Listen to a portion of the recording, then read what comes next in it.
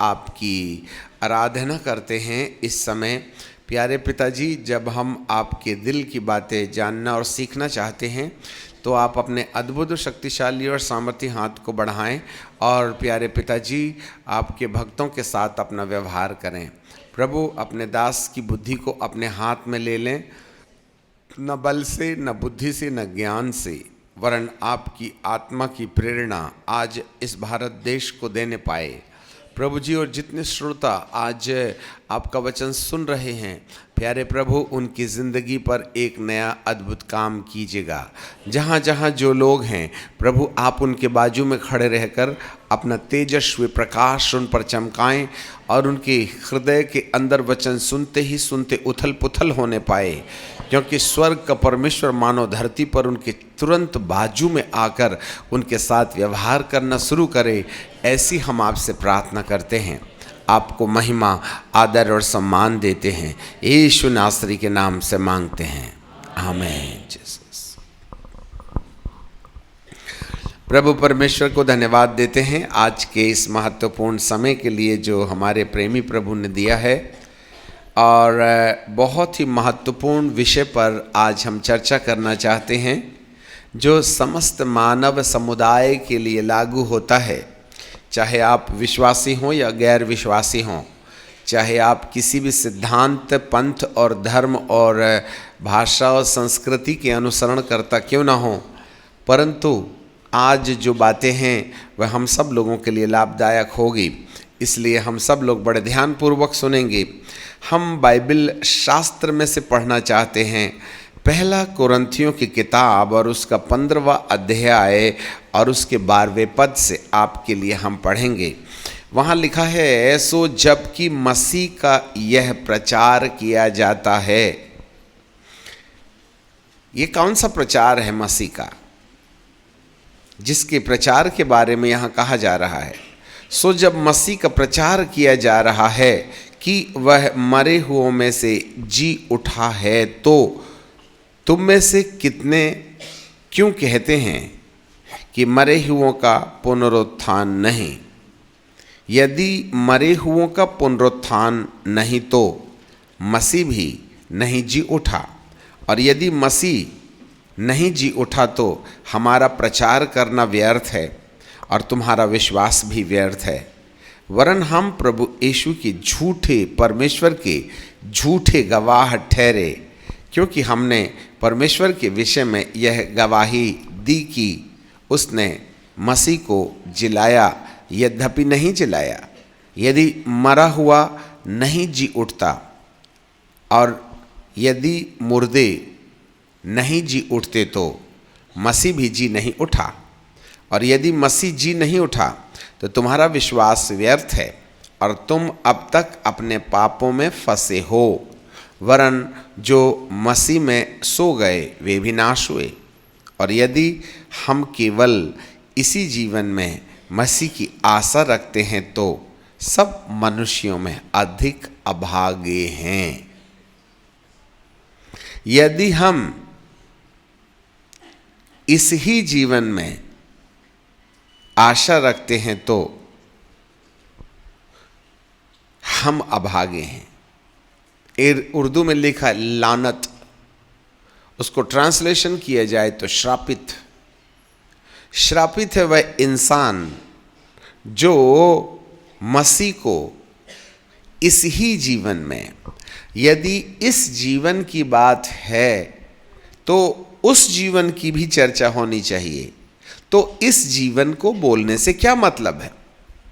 इस जीवन में इसका मतलब है मृत्यु के पहले वाले जीवन में। तो जानकारी मिलती है यदि मृत्यु के पहले जीवन है तो मृत्यु के बाद भी जीवन है। फिर से सुनिए, the life before the death and life after the death. मृत्यु के बाद का जीवन और मृत्यु के पहले का जीवन। मृत्यु के बाद वाला पहले का जो जीवन है वो शारीरिक जीवन है, और मृत्यु के बाद जब शरीर माटी में गाड़ दिया जाता है तब एक दूसरे जीवन की शुरुआत होती है, और वह जीवन आत्मिक है। आत्मा के साथ जुड़ा हुआ है।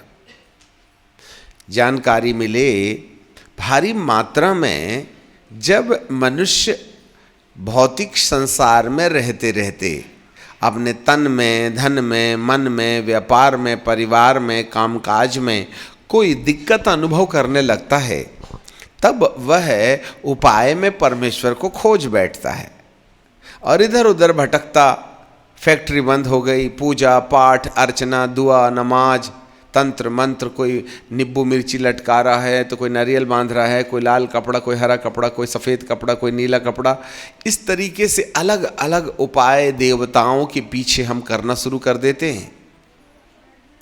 आज धरती पर यदि देखा जाए तो 99.99 लोग अपने भौतिक शारीरिक और दृश्य संसार में अपनी आवश्यकताओं को जुटाने के लिए यदि वे भौतिक प्रयासों से हटकर आत्मिक प्रयासों में आस्था रखते हैं तो परमेश्वर की खोज में कहीं न कहीं वे जुट जाते हैं। अलग अलग मनुष्यों की अलग अलग आस्था और विश्वास होता है कि वे अपने व्यापार में, अपने तन में, अपने धन में, अपने मन में, अपनी आवश्यकताओं में अलग अलग उपाय करें। और यदि हम बाइबिल से बाहर वाले लोगों को देखें तो उनका परमेश्वर के साथ में जिस भी पद्धति से वो उनको मानते हैं, उनका केवल एक ही विषय है कि हमारा तन, हमारा मन, हमारा धन, हमारा परिवार, हमारा व्यापार अच्छा हो, सुरक्षित हो और गाड़ी मरने के पहले तक लगातार ठीक ठाक चलती रहे। यदि हम बाइबिल के अंदर आ जाते हैं तो जिन लोगों ने भी ईसा मसीह के पीछे भक्ति का कार्यक्रम शुरू किया है, उनको यदि हम देखें तो भारी मात्रा में वे कहीं न कहीं अपने शारीरिक आवश्यकताओं को आधार बनाकर प्रभु के पास आए। और जब वे प्रभु के पास आए तो उनकी जो यात्रा रही है वे वहीं तक सीमित रही है कि प्रभु हमको चंगाई दे दे, आशीर्वाद दे दे, नौकरी दे दे, काम दे दे, धंधा दे दे। जबकि बाइबिल का परमेश्वर कहता है कि मैंने इस संसार में जीते जी तुम सब लोगों के साथ 70, 80, 90, 100 साल की ज़िंदगी में आराम से ज़िंदगी जीने के लिए तुम्हारी आवश्यकताओं को केंद्र बिंदु बनाया ना। और उसमें लिखा हुआ है कि जो कुछ भी तुम मेरे नाम से मांगोगे तुम्हें मिलेगा। जिसे बीमारी है, चंगाई चाहिए, मेरी पीठ पर मार खाने से तुम चंगे हो गए। फिर वो कहता है मैंने तुम्हारी दुर्बलताएं और कमजोरियों को उठा लिया। और इस तरीके से चाहे वह धन की दुर्बलता हो, तन की दुर्बलता हो, मन की दुर्बलता हो, व्यापार की दुर्बलता हो, हर दुर्बलताओं को प्रभु एक ही वचन के द्वारा हमको आज़ादी दिलाते हैं। मेरे गरीब हो जाने से तुम धनवान हो गए। मैं तुम्हारी हड्डी हड्डी की रक्षा करूँगा और उसमें से टूटने न पाएगी। मैं तुम्हारे आने जाने में मदद करूँगा। मेरे स्वर्गदूत तुम्हारे ऊपर में अपना साया बनाए रखेंगे। सैकड़ों प्रतिज्ञाएं परमेश्वर पिता ने इस शरीर में दिया है, इस धन में दिया है, इस परिवार में दिया है। अब लिखा है बोल के परमेश्वर को मजबूरन ये करना पड़ता है। परंतु सवाल ये उठता है, क्या हमारा प्रभु केवल इस ही संसार के लिए प्रतिज्ञा दे रखा है? क्या वो केवल आपको चंगाई अकेला देना चाहता है? क्या वो आवश्यकता में आपको धन अकेला देना चाहता है? क्या वह आपके परिवार में जो आवश्यकताएं हैं उसी को वह जुटाने के बाद अपनी ईश्वरत्वता को समाप्त कर देवे?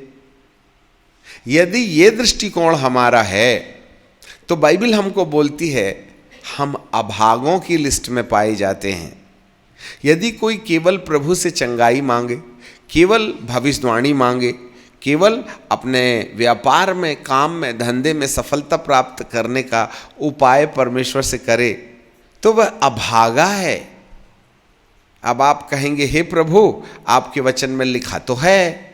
तो प्रभु ये कहेंगे कि हमने जो भी शारीरिक जीवन में रोटी, कपड़ा, मकान, परिवार, धन दौलत में जो भी आशीष या स्वर्गीय हरकत करने का जो वायदा किया है ना, वह हमारे परिचय के लिए है।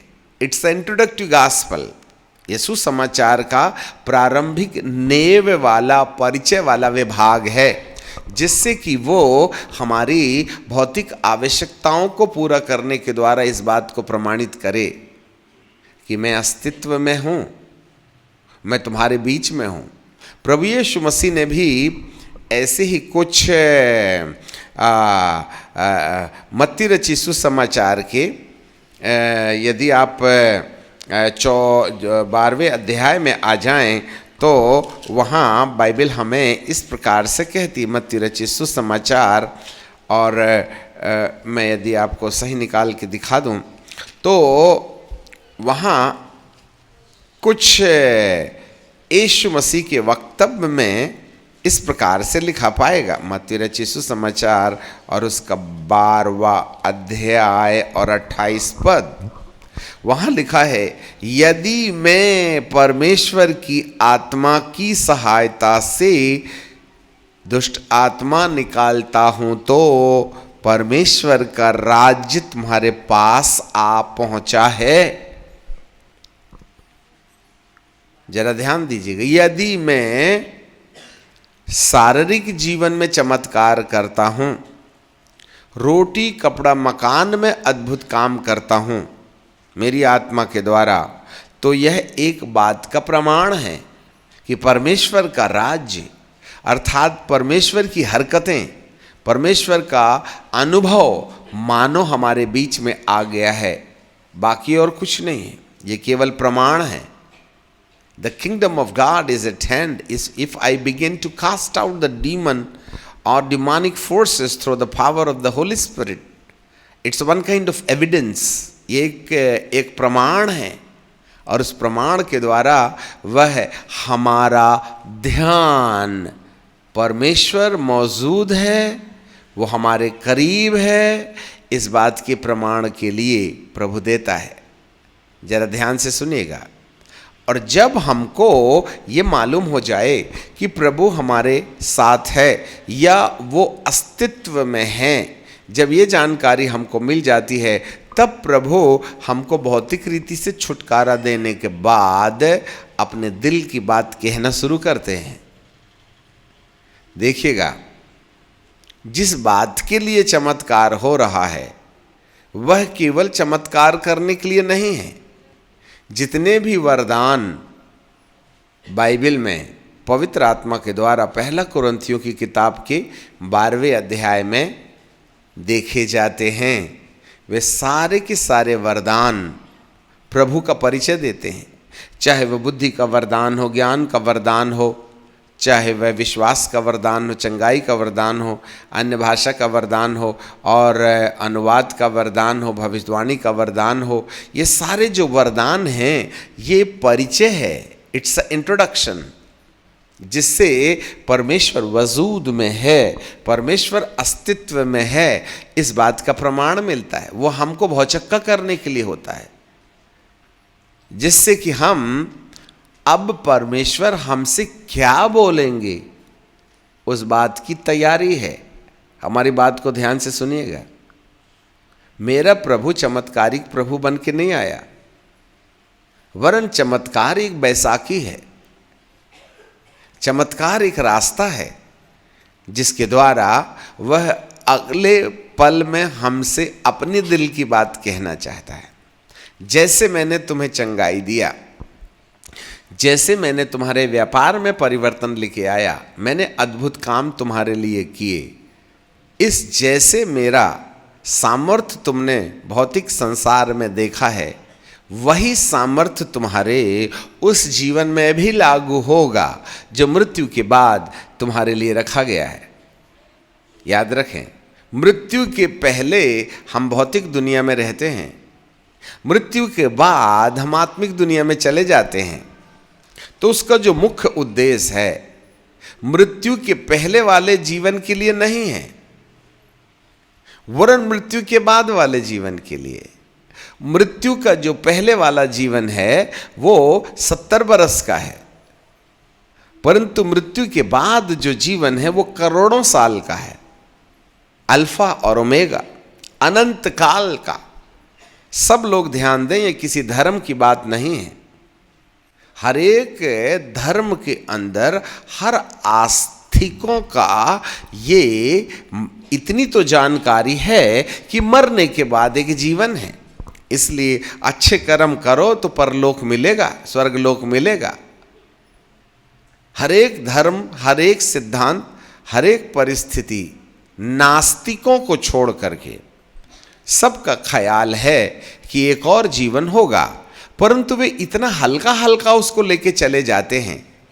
यदि हम बाइबल के विश्वास करने वालों को देखें तो वो भी इतना ही हल्का हल्का लेकर के चले जाते हैं जैसा आम लोग भी, जबकि बाइबल का प्रभु कहता है मेरा इस भौतिक संसार के अंदर में जो कुछ भी आवश्यकता जुटाने का मामला है, उसके पीछे जब तुम्हारा ध्यान मेरी ओर आ जाए तो मैं तुम्हारे साथ मृत्यु के बाद वाले जीवन की सत्यता प्रमाणित करने का मन मेरा है।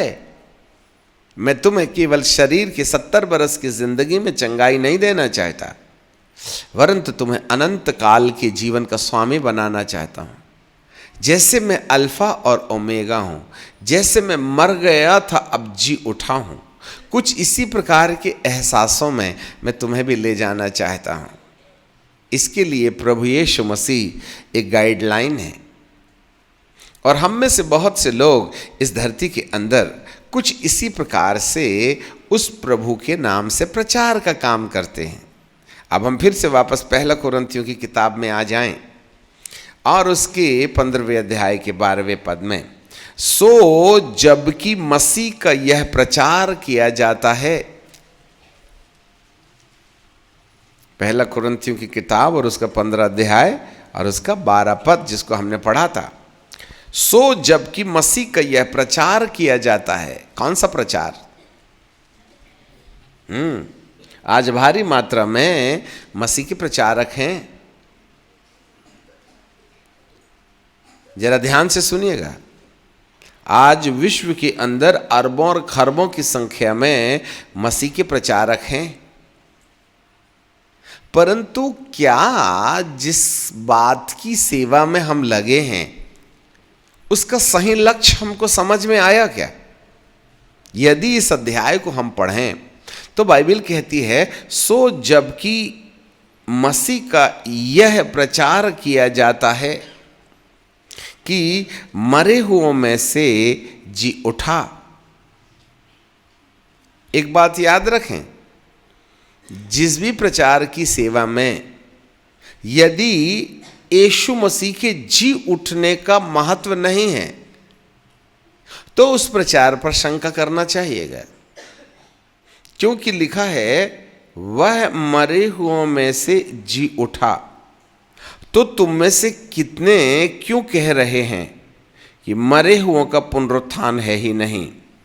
और यदि मरे हुओं का पुनरुत्थान नहीं तो मसीह जी नहीं उठा, और यदि मसीह नहीं जी उठा तो तुम्हारा प्रचार करना भी व्यर्थ है और तुम्हारा विश्वास भी व्यर्थ है।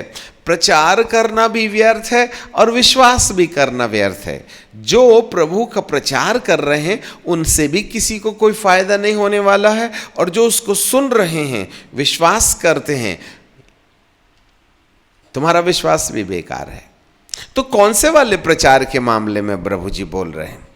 बाइबल हमें बहुत स्पष्टता से ये कहती है कि जिस प्रचार के अंदर और जिस विश्वास के अंदर, चाहे वह याजकी समाज के लोग हों या कलीसिया समाज के लोग हों, दोनों के बीच में यदि याजकी समाज के लोगों ने प्रचार के दौरान यीशु के पुनरुत्थान को बाईपास कर दिया या यीशु के पुनरुत्थान के महत्व को अपने प्रचार में नहीं दिया, या प्रचार के अंतर्गत, सुसमाचार के अंतर्गत यदि यीशु के जी उठने की सत्यता प्रमाणित नहीं की गई तो वो प्रचार बेकार।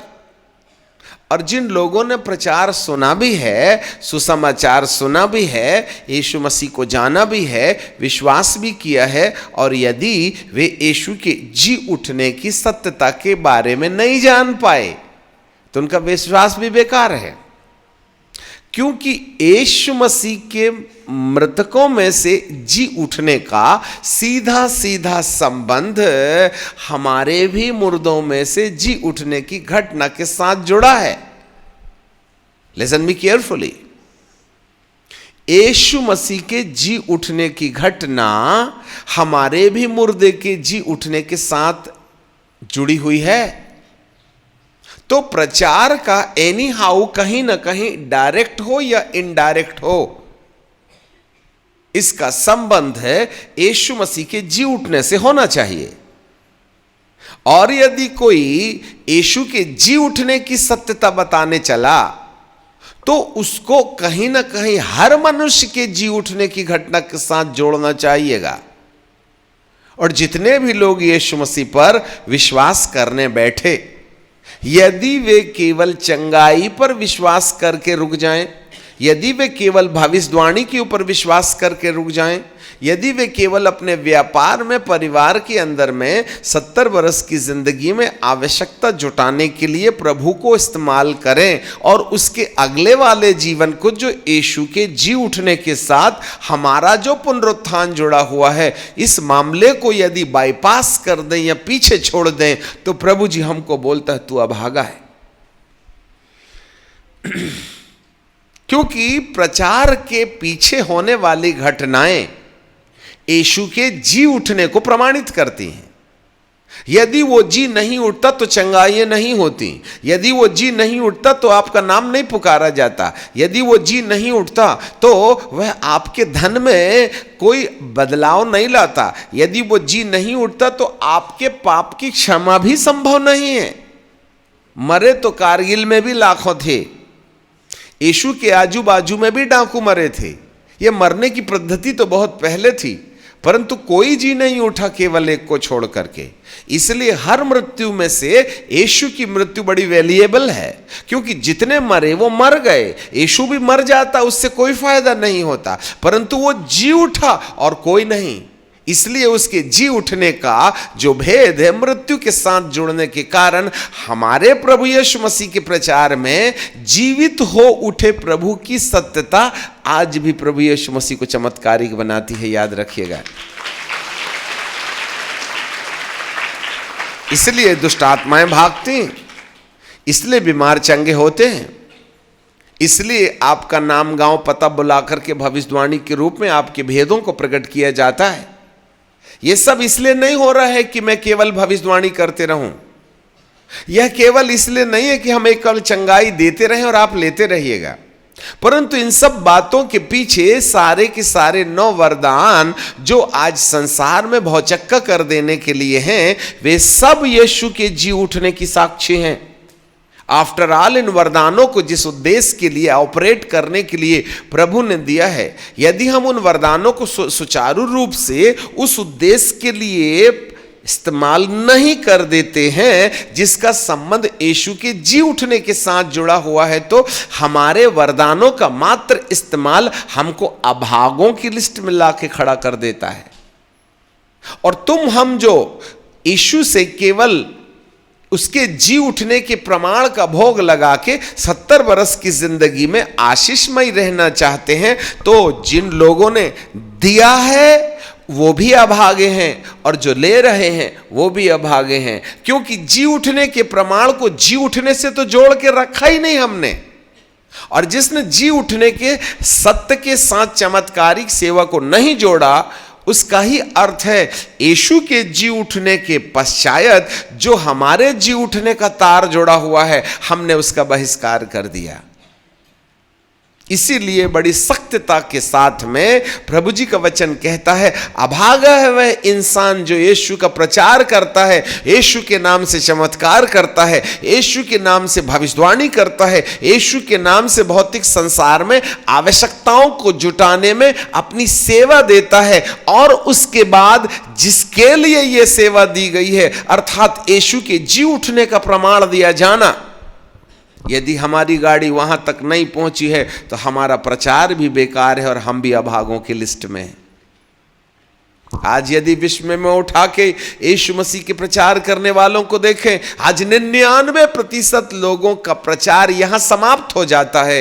यीशु तुम्हें चंगाई देगा, यीशु तुम्हें प्यार करता है, यीशु तुम्हारी नौकरी लगा देगा। अरे भाई साहब, इसके आगे भी तो कुछ है ना। और यदि हम वहां नहीं पहुंचे तो अभी भी हम आगे हैं। यदि हमने विश्वास के समय चमत्कार पर ही विश्वास किया और यीशु के जी उठने पर विश्वास हमारा नहीं जाग पाया, तो हमारा विश्वास भी व्यर्थ है। एनी हाउ, यीशु के जी उठने की सत्यता को प्रमाणित किए जाने वाले वरदानों का इस्तेमाल इस बात के लिए है कि यीशु जी उठा है। हालेलुया। और यीशु जी उठा है का संबंध हमारे जी उठने से है। और हमारा जी उठना जो है वो हमारी मृत्यु के बाद यीशु के दूसरे आगमन के समय। और यदि यीशु के दूसरे आगमन में हम नहीं मरे और हमारे जीते जी यीशु आ गया, तो जीते जी शरीर को कभी नहीं मरने वाले शरीर में रूपांतरित कर देना, यह घटना यीशु के दूसरे आगमन में घटेगी।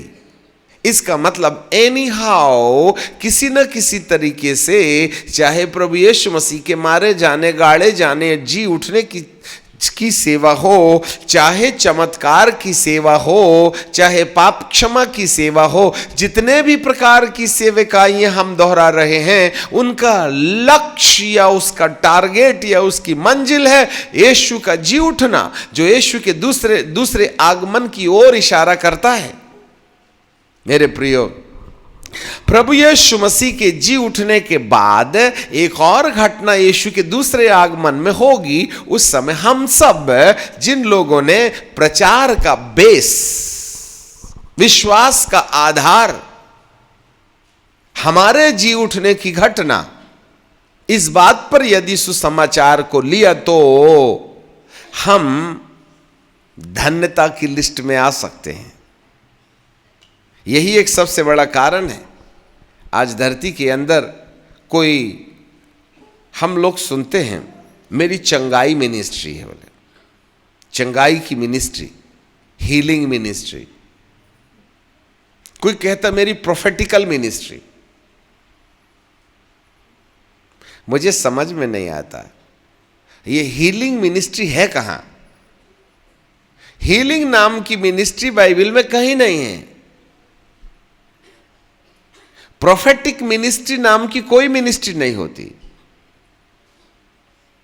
यदि मैं भविष्यवाणी करूं तो वो मिनिस्ट्री नहीं है, वो तो वरदान है। मिनिस्ट्री जो है वो केवल 5 प्रकार की है। प्रेरित, अब शिक्षा की मिनिस्ट्री, पास्टर की मिनिस्ट्री, एवेंजलिस्ट की मिनिस्ट्री, भविष्यवक्ता की मिनिस्ट्री। भविष्यवाणी की मिनिस्ट्री नहीं है। भविष्यवाणी तो वरदान है 12 वरदानों में से, परंतु भविष्यवक्ता एक ऑफिस है। और प्रेरिताई मिनिस्ट्री, सेवकाई, ये 5 प्रकार की सेवा, उसमें हीलिंग वगैरह नहीं है। चंगाई तो हमारे लिए एक प्रमाण है कि वह जिंदा है, यह जी उठा है।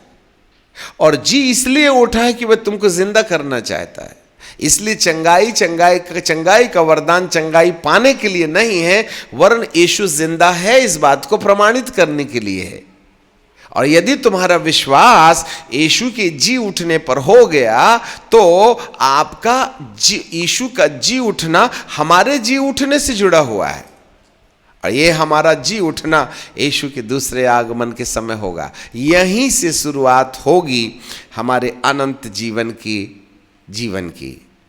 अब एक बात हम आपसे पूछें तो आपको जवाब देना होगा, क्या हम यदि यीशु मसीह के आगमन के समय मुर्दों में से जी उठने वाली लिस्ट में नहीं आए, यह हमारा मुर्दा जिंदा नहीं हुआ, तो आपका भविष्य अनंत जीवन के मामले में क्या है?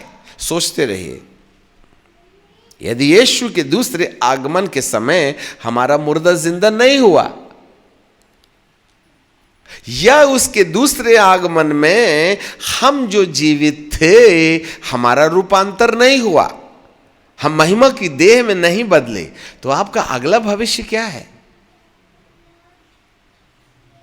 सोचते रहिएगा, आपका क्या भविष्य है? यीशु के दूसरे आगमन में हमारा मुर्दा जिंदा नहीं हुआ तो सेकेंड इंस्टॉलमेंट में आके जिंदा करेगा। तो सीधा सीधा प्रश्न ये उठता है कि यदि किसी व्यक्ति के साथ मृत्यु के बाद वाले जीवन में यदि अनंत सुख के जीवन की प्राप्ति की कल्पना है, तो उस मनुष्य को अपने शरीर के मरे हुओं में से जी उठने के भेद को समझना चाहिएगा, क्योंकि अनंत जीवन में स्वर्ग में प्रवेश करने का एकमात्र रास्ता है। और वो रास्ता ये है कि आपको मालूम है, जब एक व्यक्ति मर जाता है तो उसकी आत्मा स्वर्ग नहीं जाती। जरा ध्यान से सुनिएगा, एक व्यक्ति जब मर जाता है तो उसकी आत्मा स्वर्ग नहीं जाती। या तो वो धर्मी है तो इब्राहिम की गोद में जहां धर्मी लोग रहते हैं, या पापी है तो उसकी आत्मा धनवान के साथ जहां अधलोक है। अधलोक में भयानक आग है जहां निरंतर आत्माएं आग में झुलसती हैं। झुलसने का दर्द होता है पर मरती नहीं, क्योंकि आत्मा अमर है। और इब्राहिम की गोद में धर्मी लोग शांति के साथ कुछ समय तक ठहरे रहते हैं। यही विभाजन है मृत्यु के तुरंत बाद। आपको जानकारी मिले कि जितने लोग लाजर के साथ इब्राहिम की गोद में शांति पर विश्राम करने के ठिकाने पर चले गए, जब यीशु का दूसरा आगमन होगा तब यीशु वाया सुखलोक पैराडाइज इब्राहिम की गोद धर्मियों के निवास के स्थान से होके आएंगे और उसके पूरी आत्माओं को साथ लाएंगे। और यीशु तो मध्य आकाश में रहेंगे, परंतु उनकी आत्मा को उनके अपने अपने शरीर के पास भेजेंगे। जैसा पहला थिस्सलुनीकियों की किताब में और उसके 4 अध्याय में और उसके 16वें पद में बाइबल हमको बताती है कि मसीह आप ही स्वर्ग से उतरेगा। 16 पद 4:16, क्योंकि प्रभु आप ही स्वर्ग से उतरेगा। उस समय नंबर 1 ललकार, नंबर 2 प्रधान दूत का शब्द सुनाई देगा, नंबर 3 परमेश्वर की तुरही फूकी जाएगी और जो मसीह में मरे हैं वे पहले जी उठेंगे। ये मसीह में मरे हुए का मतलब क्या है? अर्थात जितने लोग इब्राहिम की गोद में लाजर के साथ विश्राम में हैं, यीशु के दूसरे आगमन के समय वे सारे लोग आत्मा में जिनका शरीर माटी पर गाड़ दिया गया है, वे यीशु के दूसरे आगमन के साथ आएंगे और प्रभु मध्य आकाश में रहेगा। और सबसे पहली घटना ललकार, ललकार के द्वारा वह हमारे शरीर के ऊपर में मृत्यु का जो निवास है ना, उसको डांट करके भगा देगा। तो यह मरा हुआ शरीर जो इसको कीड़े खा करके माटी बना दिए हैं, वहां से प्रभु इसी शक्ल में एक दूसरा शरीर का निर्माण कर देगा, बिल्कुल इसी शक्ल में होगा। और मृत्यु के समय जो आत्मा निकल गई ना, वो आत्मा फिर से इसी शरीर में, जैसे मृत्यु के समय शरीर और आत्मा का विछोह हुआ था, ओ यीशु के दूसरे आगमन में उसी शरीर का, परंतु ये शरीर यीशु के दूसरे आगमन में अब अमर हो गया है, पुनरुत्थानित हो गया है, कभी नहीं मरने वाले शरीर में बदल गया है। इस शरीर का फिर से मिलाप होगा, जैसे अदन के बगीचे में माटी के पुतले में परमेश्वर ने जीवन की श्वास फूका था। कुछ इसी तरीके से हमारे माटी पर श्वास फूकने का काम किया जाएगा और ये यीशु मसीह दूसरे आगमन में करेंगे। एक बात याद रखिएगा, जितने लोग सुखलोक में चले गए हैं वे आकर के केवल अपना अपना शरीर पहनेंगे और केवल वे ही लोग जी उठेंगे। दूसरी ओर से एक बात यह है कि जितने लोगों को मृत्यु के बाद सुखलोक में प्रवेश का अवसर मिल गया है, वे ही लोग यीशु के दूसरे आगमन में स्वर्ग में यीशु के साथ सुखलोक से यीशु के साथ आएंगे। और जितने लोगों की आत्मा सुखलोक में है, उतने ही मुर्दे जिंदे होने वाले हैं। और जितने लोग सुखलोक में नहीं पहुंचे, उनके मुर्दे जिंदे होने का सवाल ही नहीं, क्योंकि जो लोग अधलोक में चले गए वे जिंदा नहीं हो सकते इस समय जब यीशु दूसरे आगमन में आ रहे हैं। फिर से सुनिएगा, इसलिए हर एक मनुष्य को यीशु के दूसरे आगमन में महिमा की देह पहनने का अवसर या मौका उस शर्त पर मिलेगा जिसने मृत्यु के तुरंत बाद अपनी आत्मा को सुखलोक में पहुंचने का इंतजाम कर रखा है। यदि किसी ने जीते जी सुखलोक में पहुंचने का इंतजाम नहीं किया और सुखलोक के बजाय आत्मा अधलोक में चली गई, तो यीशु मसीह का दूसरे आगमन से आपका संबंध आपसे अब टूट गया। आपके जी उठने की कहानी से कोई लेना देना नहीं है। और एक बात याद रखें, जब तक किसी आत्मा को महिमा की देह नहीं पहनाई जाएगी, तब तक यीशु के दूसरे आगमन के बाद उसका स्वर्ग में, अनंत जीवन में या मृत्यु के बाद वाले अमर अमर काल के जीवन में हमारा प्रवेश संभव है ही नहीं। एक ही शर्त है, अनंत जीवन में, स्वर्ग में केवल वही प्रवेश कर सकता है जिसका मुर्दा जी उठा, जो मृतकों में से जी उठा। और जो जीवित था ना, वो बदल गया। केवल महिमा की देह ही हमको ऊपर पहुंचने में मदद कर सकती है। अब जरा सोच के देखिएगा, यदि हमको महिमा की देह पहने बिना, महिमा की देह पहनने के बाद ही अनंत जीवन मिलेगा, तो मरने से पहले हमें कहीं ना कहीं अधलोक में जाने के बजाय सुखलोक की कल्पना करनी चाहिए, जहां आत्माएं स्वर्ग का सा अनुभव करेंगी।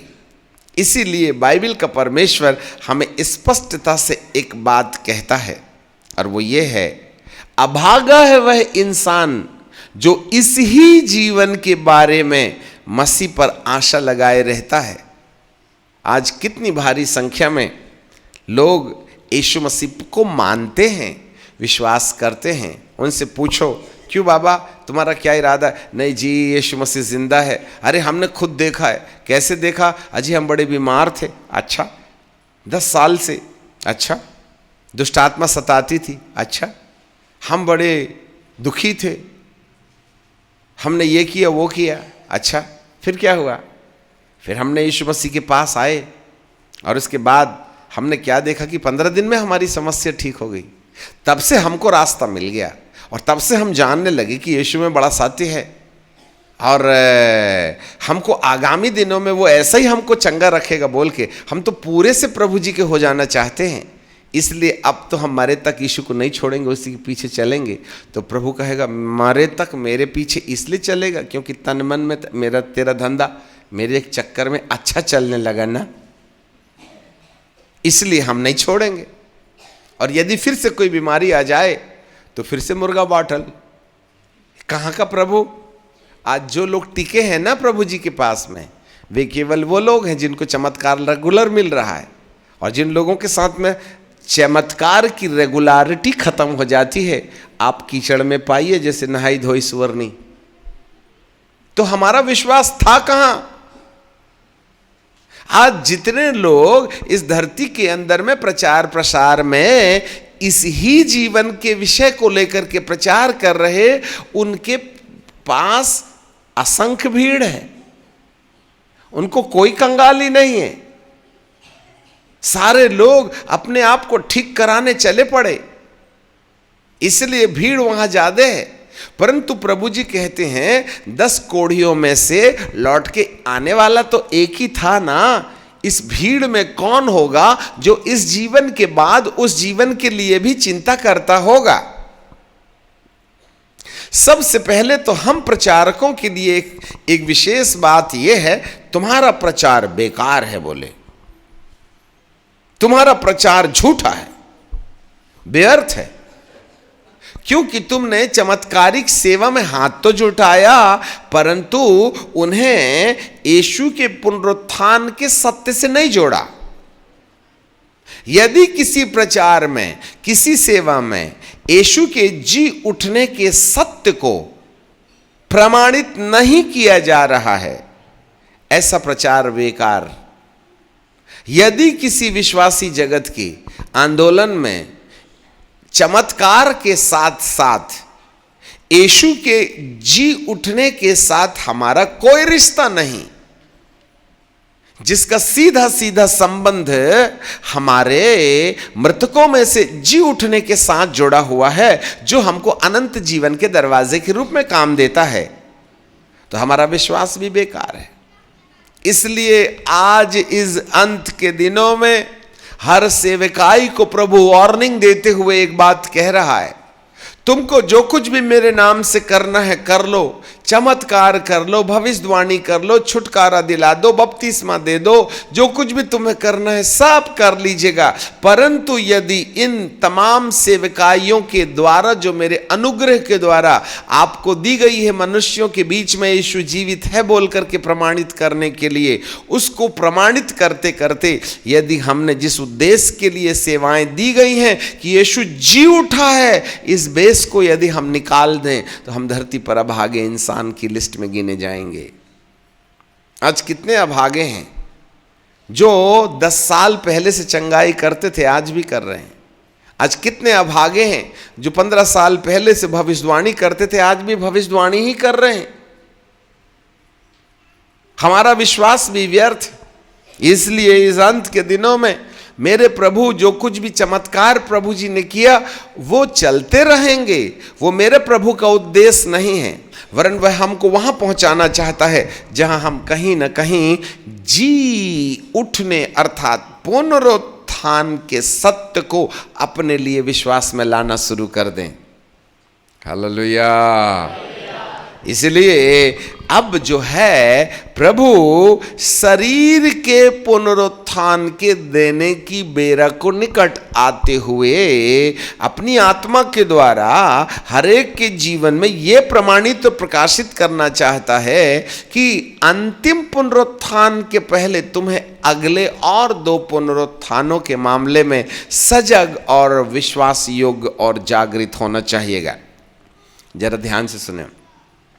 मनुष्य के 3 भाग हैं। नंबर 1 आत्मा, नंबर 2 प्राण और नंबर 3 शरीर। Spirit, soul and body. आत्मा, प्राण और शरीर। यदि मनुष्य के 3 भाग हैं तो इन तीनों भागों में पुनरुत्थान की जरूरत है।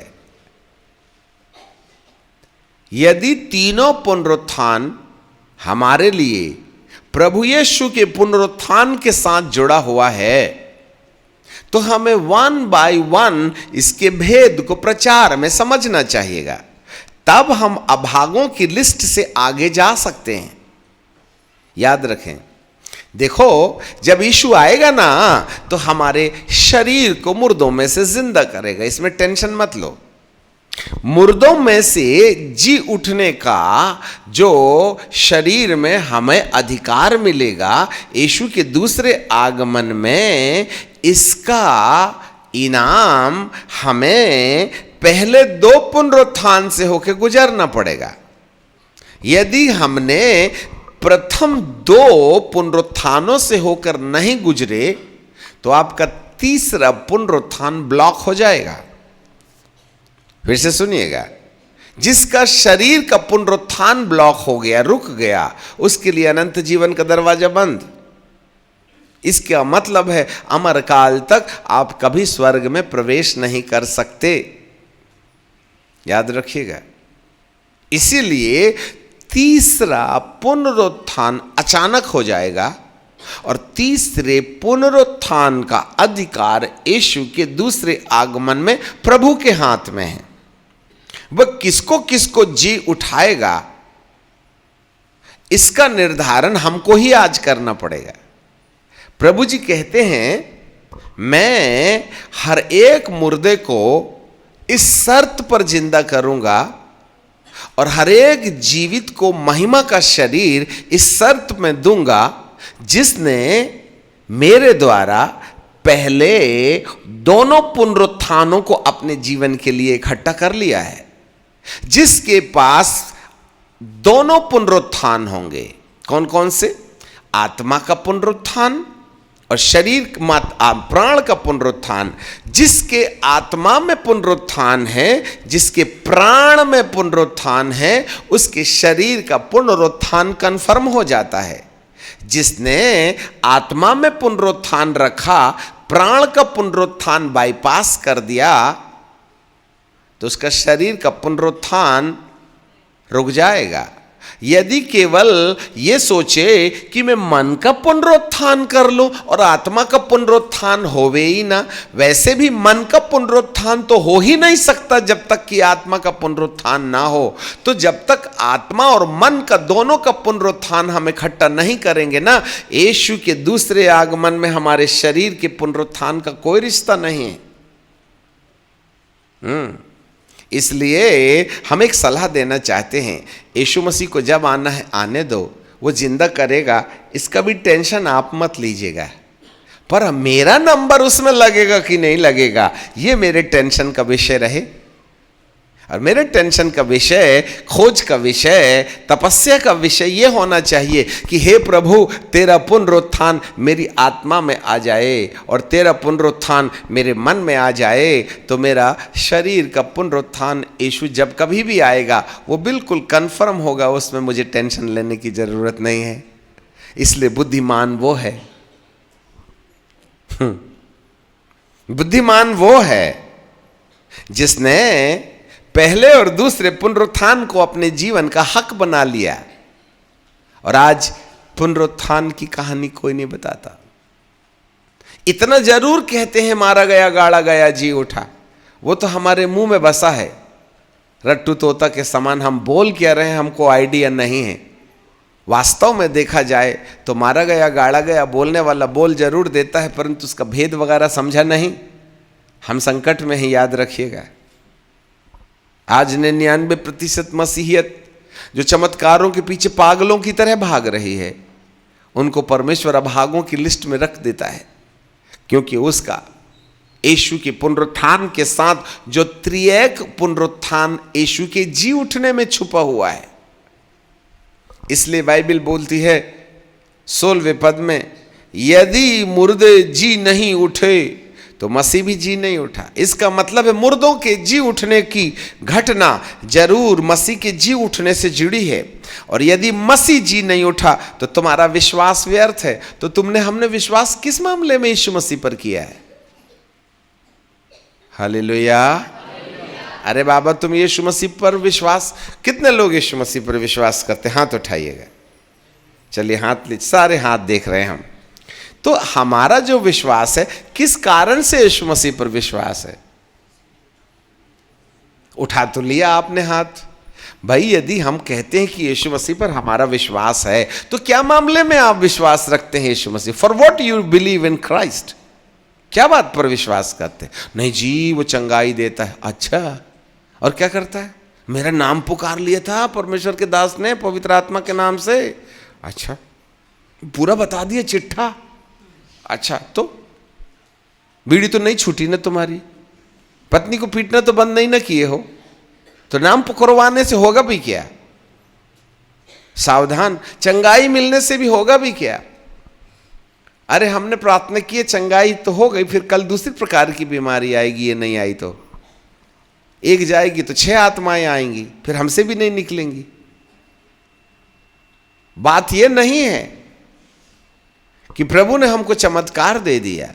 बात यह है कि हमारा जो विश्वास है यीशु के पुनरुत्थान में होना चाहिएगा। जिसका सीधा सीधा संबंध हमारे जीवन से जुड़े हुए तीनों प्रकार के पुनरुत्थान से जुड़ा हुआ है। आगे बाइबल कहती है तुम्हारा विश्वास भी बेकार है, और यदि हमारा विश्वास बेकार है तो अब तक अपने पापों में फंसे हो। हमारे पीछे बोलिए, अब तक अपने पापों में फंसे हो। आप कहिएगा प्रभु जी हमने तो बपतिस्मा ले लिए। तो भैया तूने बपतिस्मा ले लिया तो ठीक है, पाप करना तो नहीं ना छोड़ा है? गुस्सा आना बंद हो गया क्या तेरे को? तो बपतिस्मा से फायदा क्या हुआ? पहले सूखे पापी था, आजकल गीला हो गया है ना। यदि पापों से छुटकारा चाहिए ही चाहिए तो मसीह का जी उठना, जो हमको 3 पुनरुत्थान का भागी बनाता है, तब जाकर के हम पाप से छूटे। याद रखिएगा।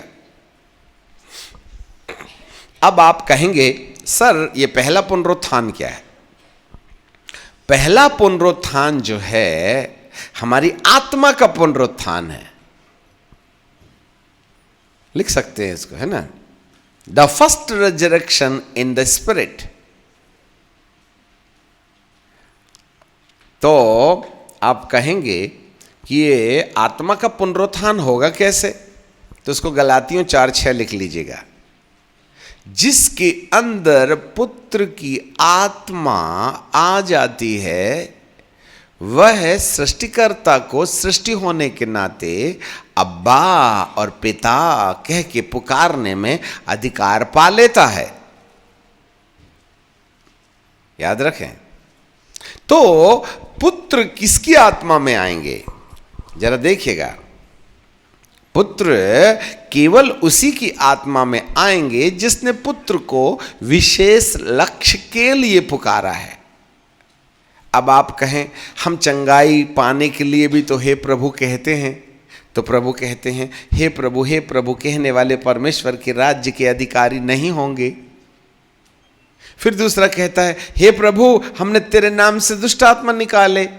बोले निकाले होगे, मैं तुमको नहीं जानता, बाहर जाओ। हे प्रभु हमने चंगाई भी की थी, हकिए हो गए, वो तेरा कमाल तो नहीं ना है, वो तो मेरे नाम का कमाल है, मैंने बोल के रखा था इसलिए चंगाई मिल गई। न तूने किया न सामने वाले की महानता थी, वो तो मेरे नाम का कमाल था। तो किसके दिल में यीशु आएगा? सब लोग आज इस आईने में अपने को परख के देखें, किसके दिल में यीशु आएगा? चंगाई प्रार्थना करने के लिए वालों के दिल में, हे प्रभु मैं बड़ा पापी हूं मेरे दिल में आ जा, ऐसे लोगों के दिल में? नहीं नहीं नहीं नहीं नहीं नहीं नहीं। यीशु पुत्र की आत्मा किसी मनुष्य की आत्मा में केवल उस शर्त पर आएगी जब उस व्यक्ति को अपने द्वारा किए गए पाप का आभास हो गया होगा, और उस पाप के कारण जो सजा उसके नाम पर लिखी है। नंबर 3, उस सजा से मुक्ति पाने की झटपटाहट होगी। नंबर 4, उस व्यक्ति की सजा के भुगतान वाले को जिसने कोई गलती नहीं किया होगा उसको खोज निकालना, अर्थात यीशु की निर्दोषिता।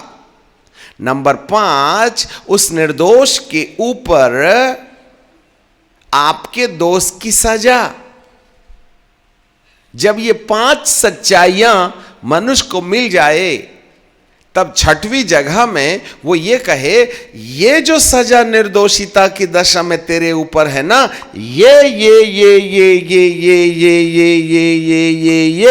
बचपन से लेकर अब तक आपने जो गलतियां किया है उसको 1 by 1 याद करना, यदि ना हो याद ना, तो पवित्र आत्मा से कहो जितना मैंने मान लिया है उसको और भी याद दिला दो, और उसको एक के बाद एक सारी गलतियों को मानने के बाद में कहना, ये जो सजा निर्दोष के ऊपर में है वो मेरे लिए है, मेरे कारण से है।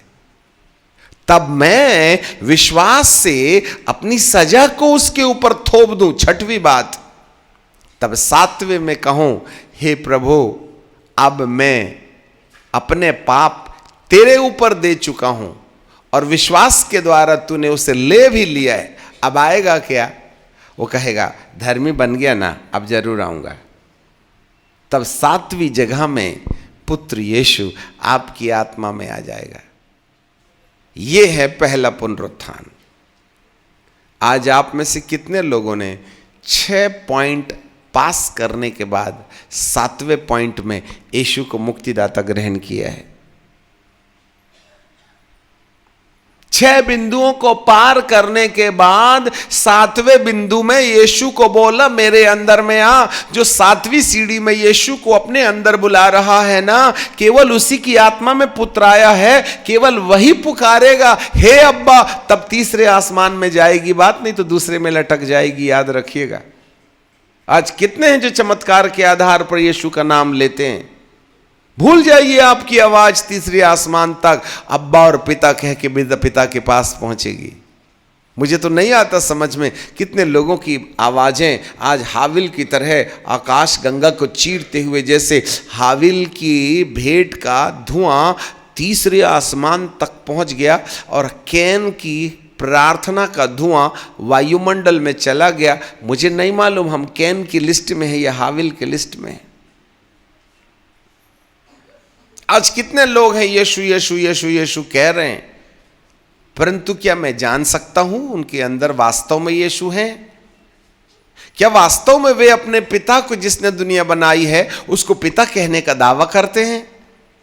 अरे किसी भी पापी आत्मा में प्रभु नहीं आता, क्योंकि आदम का बोझ और हमारे किए गए पाप का बोझ अंदर है, तो यीशु आके करेगा भी क्या? वो तो हमारे अंदर से पिता की गुहार उस समय निकालता है जब हम 6 पॉइंट, नंबर 1 आपकी गलतियों का एहसास,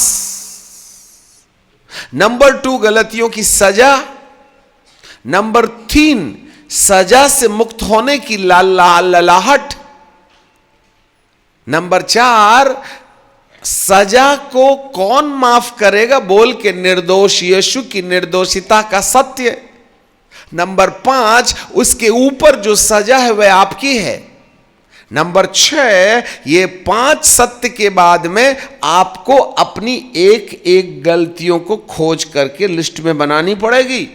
मैं बड़ा पापी हूं बोलने से काम नहीं चलेगा, वरन सारी गलतियों को 1 बाय 1 करके लिखिएगा, और जितनी जगह में आप बोलिएगा क्षमा कर दे, उतनी जगह में प्रभु क्षमा करेगा। और जिस जगह में तुम छुपा लीजिएगा, मत्ती की नीति वचन की किताब उसका 28:13 में बाइबल कहती है, जो अपने अपराध छुपा रखता है उस कारण से उसका काम सफल नहीं होगा, क्योंकि जिस जगह उसने छुपा लिया है ना, वहां वो पापी गिना जाता है और उसके चक्कर में पुत्र आपके अंदर नहीं आएगा।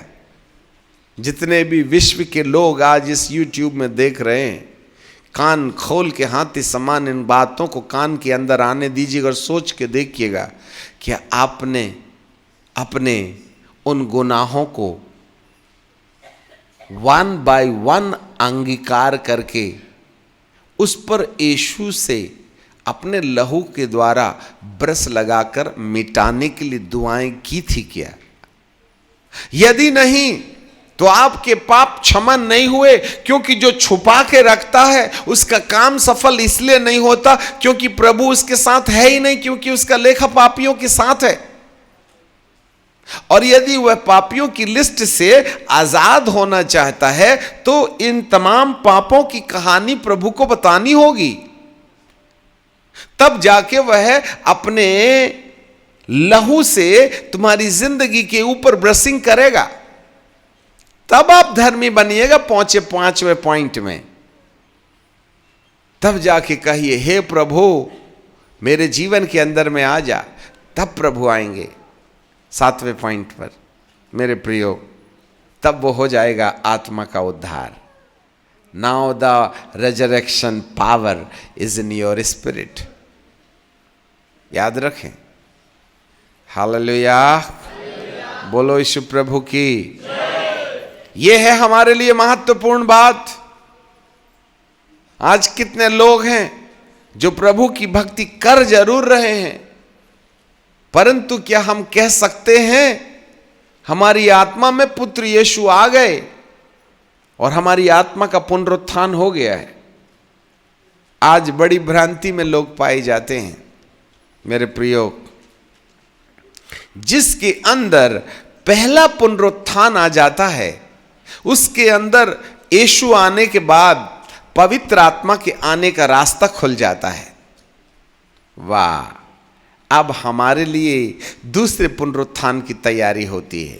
ये जो दूसरा पुनरुत्थान है, जिसको पौलुस अपने मामले में बार बार इस तरीके से कहते हैं, जिसको मैं आपके लिए पढ़ना चाहेंगे।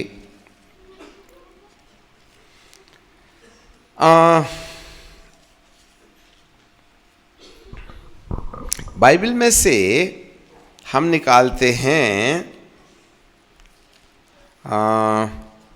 फिलिप्पियों की किताब और उसका 3रा अध्याय और उसका 10वां पद।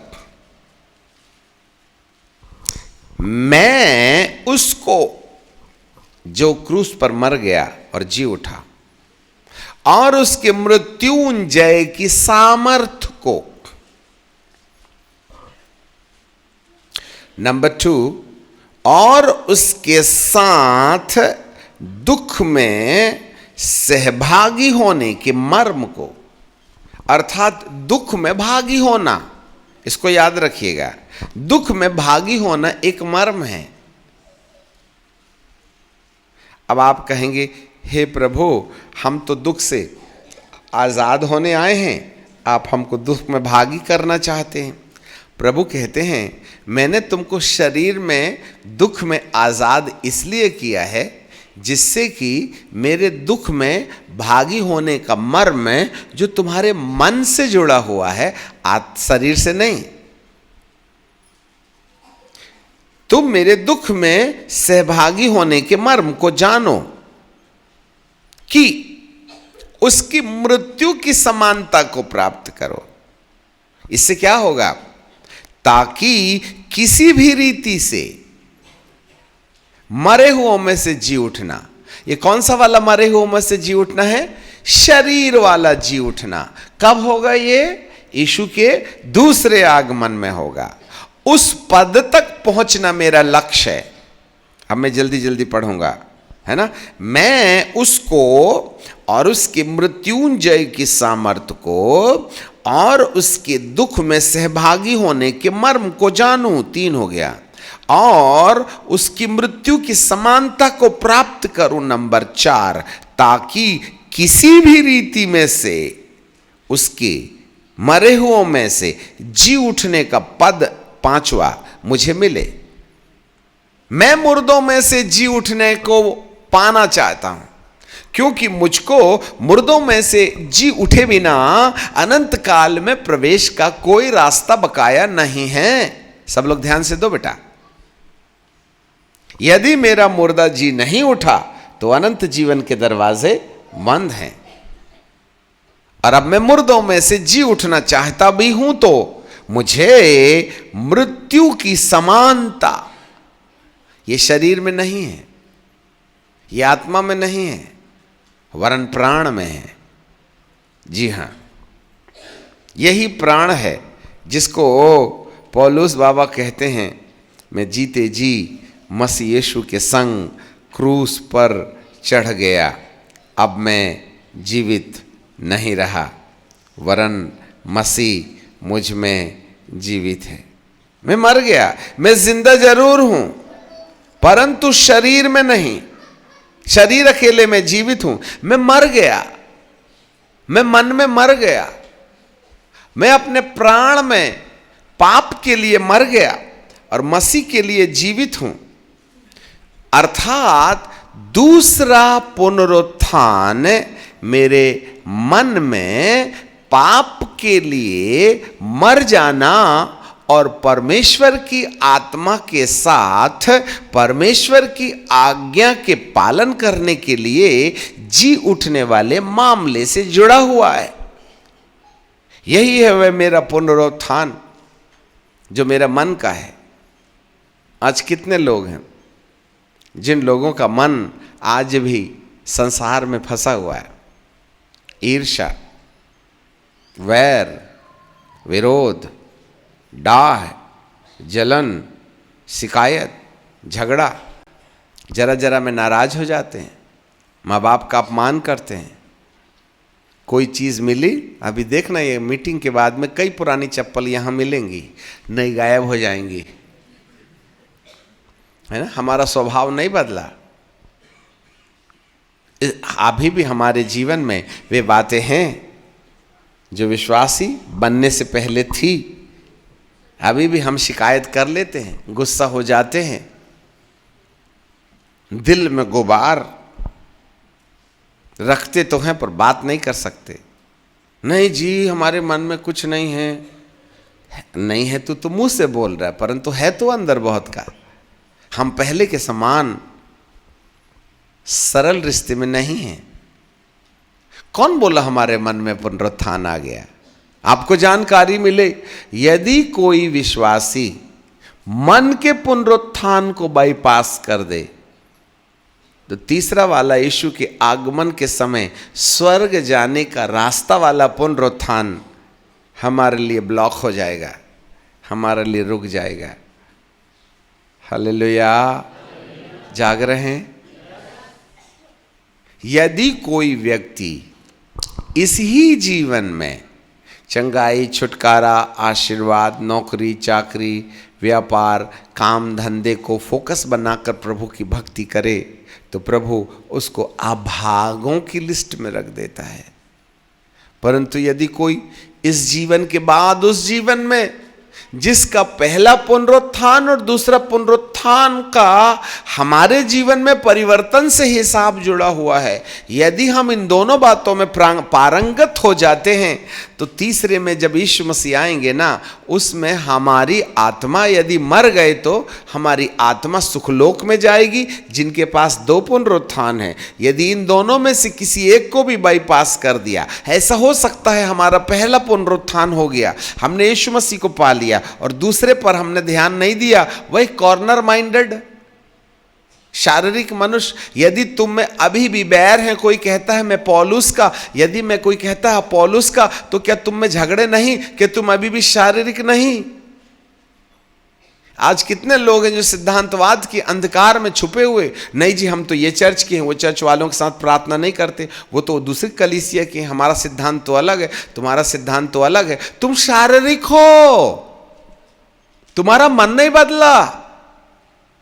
कोई कहता है पौलुस, कोई कहता है अपोलोस, कोई कहता है मेथोडिस्ट, कोई कहता है जाकोबाइट, कोई कहता है रोमन कैथलिक, कोई कहता है जीवन ज्योति, कोई कहता है ये, कोई कहता है वो। तुम शारीरिक हो, तुम्हारा मन नहीं बदला, तुमको दूसरा पुनरुत्थान नहीं मिला, और जिसको दूसरा पुनरुत्थान नहीं मिला उसके लिए तीसरे पर लग गई मोहर। आए संस्था के आधार पर विभाजित विश्वासियों, अपने सिद्धांत के आधार पर एक दूसरे से बैर करने वालों, तुम्हारे लिए यीशु मसीह के जी उठने की कहानी खत्म। तुम अभागे हो जो सिद्धांत और कलीसियाओं के आधार पर एक दूसरे से बैर करते हो। तुम्हें प्रभु दूसरे आगमन में तीसरा पुनरुत्थान नहीं देने वाला है, क्योंकि यदि तीसरा पुनरुत्थान चाहिएगा तो इस धरती के अंदर हमको शारीरिक जीवन से आजादी चाहिएगी।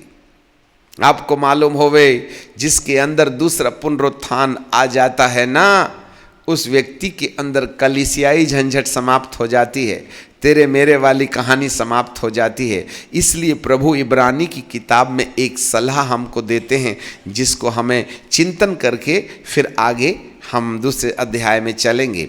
इब्रानी की किताब और इसका 12वां अध्याय और उसका 14 पद, Hebrew chapter 12 and verse 14।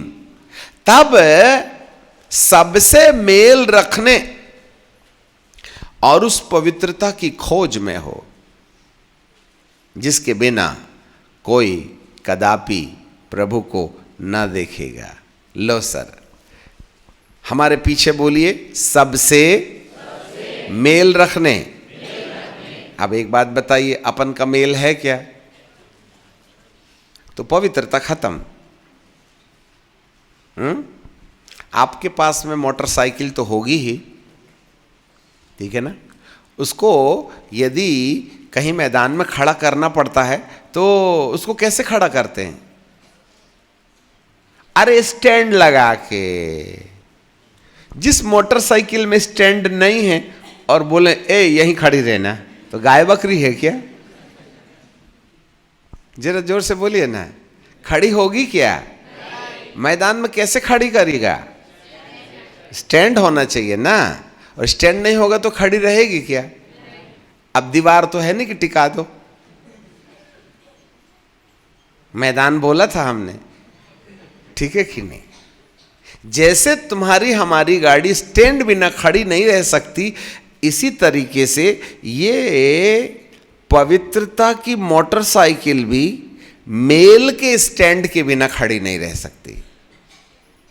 Mail मिलाप वो स्टैंड है जिसमें पवित्रता की मोटर बाइक खड़ी रहती है, और जिसके मोटर बाइक में स्टैंड ही नहीं है वो जमीन में गिरेगी और पेट्रोल गुड नाइट करके चला जाएगा। और जब पेट्रोल ही नहीं है तो क्या करिएगा? मारते रहिए, किक और बहाइए पसीना पेट्रोल की जगह। कुछ इसी तरीके से मेल मिलाप सबसे प्रथम आधार है हमारी पवित्रता का, जिसके बिना कोई कदापि नहीं देख सकता। और शैतान ने सबसे पहले हमको संस्थावाद में ऐसा ढकेल दिया है कि जितने धरती के अंदर संस्थाएं एक दूसरे से सीधे से बात करते ही नहीं। इसका मतलब तुमने स्टैंड पहले बेच दिया कबाड़ी के हाथ में, तो खड़े रहिए पकड़ के मोटरसाइकिल, और रात भर खड़े रहना, नहीं गिर पड़ेगी। जैसे स्टैंड के बिना मोटरसाइकिल को खड़े रहने के लिए आपको खड़े रहना पड़ेगा, कुछ इसी प्रकार का श्रम पवित्रता को इकट्ठा करने में लगेगा। यदि आपके अंदर मेल मिलाप खत्म हो गया है तो सच्चे इंपॉर्टेंट पॉइंट्स। इसलिए मैं धरती के हर एक संस्थाओं को दाद और चुनौती देते हुए कहता हूं, सारे भेद भेदांतर बंद करें, और ये संस्थाओं के हिसाब से, सिद्धांत के हिसाब से एक दूसरे को अलग करने की दुष्ट कूटनीति और राजनीति बंद करें। अन्यथा मेरे प्रभु के आने के टाइम पर आपको बहुत महंगा पड़ेगा। प्रभु आपको चेतावनी दे रहे हैं। इसीलिए उस पवित्रता की खोज करो जिसके बिना कोई प्रभु को नहीं देख सकता, और उसका आधार है सबसे मेल मिलाप रखना। मेरे प्रियो, यह पुनरुत्थान के अंतर्गत हमारे मन में आता है। यदि आज भी हमारे अंदर बैर पाया जाता है तो मान के रखिएगा दूसरा पुनरुत्थान हमारे अंदर नहीं। और जिसका पुनरुत्थान दूसरा पुनरुत्थान नहीं हुआ, उसका तीसरे से संबंध आपसे आप टूट गया। Good night, bye bye. यीशु आने के टाइम पर सपना भी मत देखना, क्योंकि आप मरने के बाद ऊपर गए ही नहीं बैर के चक्कर में। कहाँ गए? नीचे। और यीशु के दूसरे आगमन वाया सुखलोक होंगे, वाया अधलोक नहीं होंगे। जब वो अधलोक से होके आया ही नहीं तो तुम्हारी आत्मा को कहां से लाएगा? और जब आत्मा ही नहीं आई तो खाली पीली शरीर जिंदा हो जाएगा क्या? अरे शरीर में आत्मा आएगी तभी ना। वो तो आने वाला है सुखलोक होते हुए, तो जितने सुखलोक में होंगे वही ना आएंगे, और जितने आएंगे उन्हीं का ना मुर्दा जिंदा होगा। वो वाया दुखलोक तो आया नहीं। इसलिए मरने के बाद सुखलोक की कल्पना में दोनों पुनरुत्थान खरीद लेना भाईजान। यदि इसमें से एक बाईपास हो गया तो तीसरी जगह में जाइएगा जहां से यीशु के दूसरे आगमन का कोई संबंध नहीं है। हाँ, तीसरे आगमन का जरूर होगा बाद में, उधर मत जाइए। आज रात हर एक को एक बार सोचना पड़ेगा, जरूर टॉपिक बोरिंग है, परंतु इसका सीधा सीधा संबंध जी उठने से है। मेरे प्रियो, हम अभागे हैं, यदि हम इस ही जीवन में प्रभु की भक्ति आवश्यकताओं के लिए करते हैं, यदि हमने उस जीवन की कल्पना नहीं किया, तो हमारा नाम अभागों और मूर्खों के साथ जुड़ा पड़ा है। आज रात अपने आप को चेक करके देखें, आप कितने बाइबल जानते हो, आप कितने बड़े डिलीवरर हो, कितने बड़े भविष्यवक्ता हो, कितनी भी बड़ी हीलिंग मिनिस्ट्री हो, यदि आपने पुनरुत्थान के सत्य को नहीं सुनाया, तो हम आज भी अभागों की लिस्ट में हैं। प्रभु आपको आशीष दे। प्रार्थना करेंगे। आए सनातन काल के विराट परमेश्वर, आज अरबों खरबों लोग यीशु की चंगाई और छुटकारा और भविष्यवाणी के कारण अपनी यात्रा यहाँ बंद कर देते हैं और यह सोच नहीं पाते कि इसके आगे और भी कुछ है। परंतु इस अंत के दिनों में आप हमारे अंदर अवेयरनेस पैदा करना चाहते हैं।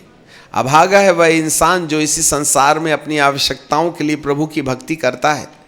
उसको ये आइडिया नहीं कि इसके बाद भी जीवन है। ये तो 70 और 90 का होगा, परंतु अगला जीवन तो करोड़ों साल का होगा।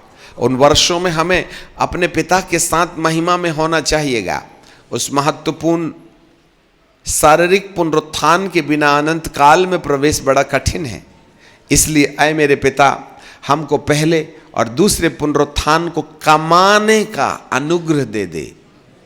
शायद पहला पुनरुत्थान विश्वास के द्वारा मिल जावे, परंतु दूसरा पुनरुत्थान हमें कमाना पड़ेगा, जो हमारे मन के अंदर पाया जाना चाहिए। और उसके लिए हमें मृत्यु की समानता को पाना होगा, जीते जी मरना होगा। और हमें मरने के लिए एक ही रास्ता है, परमेश्वर की आज्ञा का पालन करने से हम अपने अहम के विरुद्ध लड़ाई लड़ना शुरू कर देते हैं, जो हमारे प्राणों को मार डालता है, जिससे कि हम जी उठने के अनुभव को प्राण में प्राप्त कर लें तो शरीर में जी उठने का हक रिजर्व हो जाता है। पिता, ऐसी सद्बुद्धि हमको दे दे। आपको महिमा देते हैं, यीशु नासरी के नाम से मांगते हैं, आमीन।